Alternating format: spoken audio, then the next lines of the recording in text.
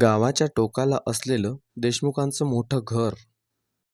बाहेरून बघायला सगळं व्यवस्थित, पण आत मात्र रोज काहीतरी विचित्र घडत होतं. घरात होते सासू मंगलाताई, मुलगा संदीप, ननद पूजा आणि नवीन सून नेहा. नेहा नुकतीच या घरात आली होती. शांत, सुशिक्षित आणि हसतमुख. सगळं सुरुवातीला ठीक होतं, पण काही दिवसांनी घरात अजब घटना सुरू झाल्या. एक रात्री मंगलाताईची तब्येत अचानक बिघडली. त्यांना अंगावर काटा आला, डोळे लाल झाले. त्या घाबरून ओरडल्या, कोणीतरी माझ्यावर काहीतरी केलं आहे. सगळे घाबरले. दुसऱ्या दिवशी गावात चर्चा सुरू. देशमुखांच्या घरात काहीतरी काळं चाललंय. पूजा हळू आवाजात म्हणाली, आई, हे सगळं नेहा आल्यापासूनच सुरू झालं आहे. मंगलाताईच्या मनात संशय आला. एका दिवशी मंगलाताई जोरात म्हणाल्या, ही सून काळी जादू करते. घरात एकदम शांतता पसरली. नेहा थक्क झाली. आई, तुम्ही काय बोलता आहात? मी असं काहीच करत नाही. लगेच पूजा म्हणाली, आई बरोबर बोलतायत. काल रात्री मी तिला काहीतरी करताना पाहिलं. संदीप सुद्धा गोंधळला. नेहा, खरं सांग, काय चाललंय? नेहाच्या डोळ्यात पाणी आलं. तुम्ही सगळे मला चुकीचं समजत आहात. पूजा एक डबा घेऊन आली. त्यात होते लिंबू, मिरची, काही काळे धागे. ती म्हणाली, हे सगळं तिच्या खोलीत सापडलं.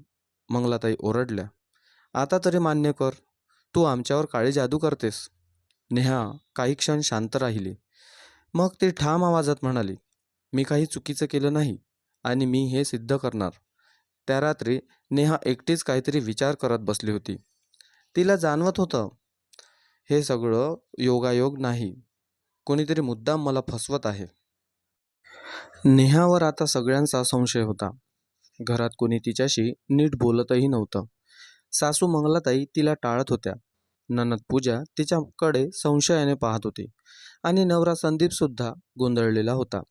त्या रात्री नेहा एकटीच बसली होती. तिच्या डोळ्यात अश्रू होते.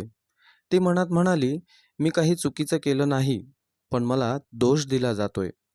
पण लगेच तिच्या मनात एक विचार आला, रडून काही होणार नाही, मला सत्य शोधावंच लागेल. नेहाने ठरवलं, कोणीतरी मला फसवत आहे आणि मला त्याचा पुरावा शोधायचा आहे. ती विचार करू लागली, हे सगळं कधी सुरू झालं. तिला आठवलं, ती घरात आल्यावर काही दिवसांनी आणि विशेषतः पूजा तिच्याशी भांडल्यानंतर. नेहाच्या मनात पहिल्यांदा संशय आला, पूजा. पण लगेच ती म्हणाली, नाही, पुरावा नसताना आरोप करता येणार नाही. घरात पुन्हा एक घटना घडली. मंगलाताईच्या खोलीतून आवाज आला, आह. सगळे धावत आले. मंगलाताई घाबरलेल्या अवस्थेत बसल्या होत्या. त्यांच्या पलंगावर लिंबू, मिरची आणि काळे धागे पुन्हा ठेवलेले होते. पूजा लगेच ओरडली, पहा, पुन्हा तेच. ही नेहा अजूनही थांबलेली नाही. संदीप रागाने नेहाकडे, हे काय चाललंय? नेहा शांत पण ठाम, मी काही केलं नाही आणि मी हे सिद्ध करणार. त्या रात्री नेहाने एक निर्णय घेतला. ती स्वतःच्या खोलीत गुपचूप कॅमेरा लावणार आणि पाहणार, हे कोण करतंय. नेहाने मोबाईल कॅमेरा सेट केला. तो अशा जागी ठेवला जिथून सगळं स्पष्ट दिसेल. ती मनात म्हणाली, आज सत्य बाहेर येणारच. रात्री सगळे झोपले. घरात शांतता. काही वेळानंतर एक सावली दिसली. कोणीतरी हळूच नेहाच्या खोलीत शिरलं. त्या व्यक्तीने कपाट उघडलं आणि पुन्हा लिंबू मिरची ठेवलं. कॅमेऱ्यात त्या व्यक्तीचा चेहरा दिसणार इतक्यात लाईट अचानक गेली. कॅमेरा बंद झाला. व्हिडिओ अर्धवट थांबला. सकाळी नेहाने फुटेज पाहिलं. ती म्हणाली, सगळं इतकं जवळ येऊनही सत्य हातातून निसटलं. पण तिला एक गोष्ट दिसली. त्या व्यक्तीच्या हातात एक खास ब्रेसलेट होतं. नेहा विचारात पडली, हे ब्रेसलेट मी कुठे पाहिलं आहे? ती घरात सगळ्यांच्या हाताकडे पाहू लागली आणि अचानक तिच्या डोळ्यात आश्चर्य आलं. नेहा सकाळपासून विचारत होती, तो ब्रेसलेट मी कुठे पाहिला आहे? ती हळूहळू घरात सगळ्यांच्या हाताकडे पाहू लागली. शोध सुरू झाला. सासू मंगलाताई नाही, संदीप नाही, आणि मग ती ननद पूजाकडे पाहते. पूजाच्या हातात होतं तेच ब्रेसलेट. नेहाच्या डोळ्यात आश्चर्य आणि धक्का एकाच वेळी. नेहा मनात म्हणाली, हेच ते ब्रेसलेट. म्हणजे काल रात्री पूजाच होती. पण लगेच ती स्वतःला थांबवते. नाही, अजून पुरावा नाही. मी घाईत निष्कर्ष काढणार नाही. नेहाने ठरवलं. आता थेट पकडायचं आणि सगळ्यांसमोर सत्य आणायचं. त्या रात्री नेहाने पुन्हा एक प्लॅन केला. यावेळी 2 कॅमेरे, एक मोबाईल आणि एक छोटा हिडन कॅमेरा. ती मनात म्हणाली, आज कोण पळू शकणार नाही. रात्री सगळे झोपले. घरात पुन्हा शांतता. कॅमेरा सुरू आणि थोड्या वेळाने पुन्हा तीच सावली. कोणीतरी हळूच आत शिरलं. यावेळी कॅमेरा क्लिअर होता. तो व्यक्ती पुढे आला आणि तो चेहरा स्पष्ट दिसला. सगळ्यात मोठा धक्का हा होता, ती होती पूजा. ती पुन्हा लिंबू मिरची ठेवते, काहीतरी पुटपुटते आणि हसते. सकाळी नेहाने सगळ्यांना हॉलमध्ये बोलवलं. नेहा शांतपणे म्हणाली, आज सगळं स्पष्ट होणार आहे. पूजा थोडी घाबरली. काय बोलते आहेस तू? नेहाने मोबाईलवर व्हिडिओ चालू केला. व्हिडिओमध्ये स्पष्ट दिसत होतं, पूजा सगळं करत होती. मंगलाताई, पूजा हे काय आहे? संदीप, तू हे सगळं का केलंस? पूजा रडायला लागली. मी मी काळी जादू करत नव्हते, ती म्हणाली. मी फक्त नेहाला घाबरवायचा प्रयत्न करत होते. सगळे गोंधळले. का? सगळे एकदम विचारात. पूजा रडत म्हणाली, कारण मला नेहा आवडत नाही. ती घरात आल्यापासून सगळे तिचीच स्तुती करतात. आई तिच्याकडे जास्त लक्ष देते आणि मला वाटायला लागलं मी कमी पडते. नेहा शांतपणे म्हणाली, पूजा, तू मला सांगितलं असतं तर आपण भांडलो नसतो. पण नेहाच्या डोक्यात अजून एक प्रश्न होता. हे सगळं फक्त मत्सरासाठी होतं की अजून काही कारण आहे? त्या व्हिडिओमध्ये एक अजून गोष्ट होती जी सगळ्यांच्या लक्षात आली नव्हती. हॉलमध्ये सगळे स्तब्ध होते. व्हिडिओमध्ये स्पष्ट दिसत होतं, पूजाच सगळं करत होती. नेहाच्या मनात अजूनही एक प्रश्न फिरत होता. हे फक्त मत्सर आहे की अजून काही मोठं? नेहा शांतपणे म्हणाली, पूजा, तू हे सगळं केलं हे मान्य आहे. पण एक गोष्ट अजून सांग.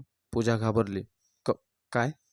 नेहा म्हणाली, कालच्या व्हिडिओमध्ये तू एकटी नव्हतीस. अमोल. काय? मंगलाताई, म्हणजे अजून कोणीतरी आहे? नेहाने पुन्हा व्हिडिओ चालू केला. ती एक जागा पॉज करते आणि झूम करते. व्हिडिओमध्ये दिसत होतं, दरवाजाच्या बाहेर एक सावली उभी होती. पूजाच्या चेहऱ्यावर भीती दिसायला लागली.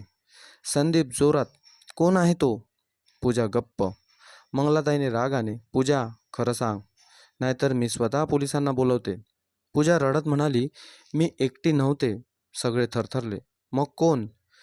पूजा हळू आवाजात, काकू. काकू? म्हणजे शेजारच्या शीलाताई. नेहा शांतपणे म्हणाली, मला आधीपासून संशय होता. पूजा सांगते, शालिनीताई मला सांगितलं, नेहाला घाबरव, तिला घरातून बाहेर काढ. त्या म्हणाल्या, तू असं केलंस तर मी तुझी मदत करीन. अमोल रागाने, पण का? नेहा म्हणाली, कारण त्यांना हे घर हवं आहे. सगळे, काय? नेहा स्पष्ट करते, शालिनीताईंना माहिती आहे, ज्या घरात भांडणं झाली तर कुटुंब तुटेल आणि मग त्या कमी किमतीत हे घर विकत घेतील. मंगलाताई, अगं, इतकं मोठं षडयंत्र? नेहा म्हणाली, आता त्यांना पकडायचं. शालिनीताईंना बोलवलं. त्यांना वाटलं प्लॅन यशस्वी झाला. शालिनीताई आल्या. त्या हसत म्हणाल्या, काय झालं? सून गेली का घरातून? नेहा पुढे आली. नाही, पण आज तुमचं सत्य बाहेर येणार आहे. व्हिडिओ दाखवला गेला. शीलाताई घाबरल्या. त्यांचा चेहरा पांढरा पडला. हे हे खोटं आहे. तेवढ्यात पोलीस आले. शीलाताई, तुम्हाला कटकारस्थान आणि फसवणुकीच्या आरोपीखाली अटक केली जाते. पूजा रडत, माझी चूक झाली. नेहा तिचे हात धरते. आता सगळं ठीक होईल. शीलाताई पोलिसांच्या ताब्यात गेल्यानंतर घरात एकदम शांतता पसरली होती. पण ही शांतता वेगळी होती. भीतीची नाही, तर सत्य समोर आल्याची. पूजा हळूहळू नेहाजवळ आली. तिच्या डोळ्यात अश्रू होते. ती थरथरत म्हणाली, नेहा, मला माफ कर. मी तुला चुकीचं समजलं आणि दुसऱ्यांच्या बोलण्यावर विश्वास ठेवला. मला वाटत होतं तू माझं सगळं घेऊन जाशील. आईचं प्रेम, घरातली जागा. नेहा हलकं हसली. ती म्हणाली, पूजा, प्रेम वाटून घेतलं असतं तर वाढतं. आणि आपण सगळे एकत्र असलो तरच घर बनतं. मंगलाताई पुढे आल्या. त्यांच्या डोळ्यात पश्चाताप होता. त्या म्हणाल्या, नेहा, मी आई असूनही तुला ओळखू शकले नाही. मी लोकांच्या बोलण्यावर विश्वास ठेवला आणि तुलाच दोष दिला. त्या हात जोडायला लागल्या. मला माफ कर. नेहा लगेच त्यांच्या हाताला धरते. आई, असं करू नका. आई कधी मुलीसमोर हात जोडत नाही. मी तुमची सून नाही, तुमची मुलगी आहे. संदीप हसत म्हणाला, मला आज माझ्या निवडीचा अभिमान वाटतो. काही दिवसांनी घरात छोटा कार्यक्रम ठेवला गेला. नातेवाईक जमले होते. मंगलाताई उभ्या राहिल्या. त्या म्हणाल्या, आज मी सगळ्यांसमोर एक गोष्ट सांगते. ही माझी सून नाही, ही माझी मुलगी आहे. टाळ्यांचा कडकडाट झाला. सगळे टाळ्या वाजवू लागले. पूजा आनंदाने नेहाला मिठी मारते. त्या दिवसानंतर घरात कधीच अंधश्रद्धेला जागा राहिली नाही. सगळे एकमेकांवर विश्वास ठेवू लागले आणि घरात प्रेम वाढलं. कथेचा बोध आहे, अंधश्रद्धा आणि संशय नातं तोडतात, पण विश्वास आणि सत्य नातं वाचवतं. जिला त्यांनी काळी जादू करणारी समजलं, तीच शेवटी त्यांच्या घराची सर्वात मोठी ताकद ठरली.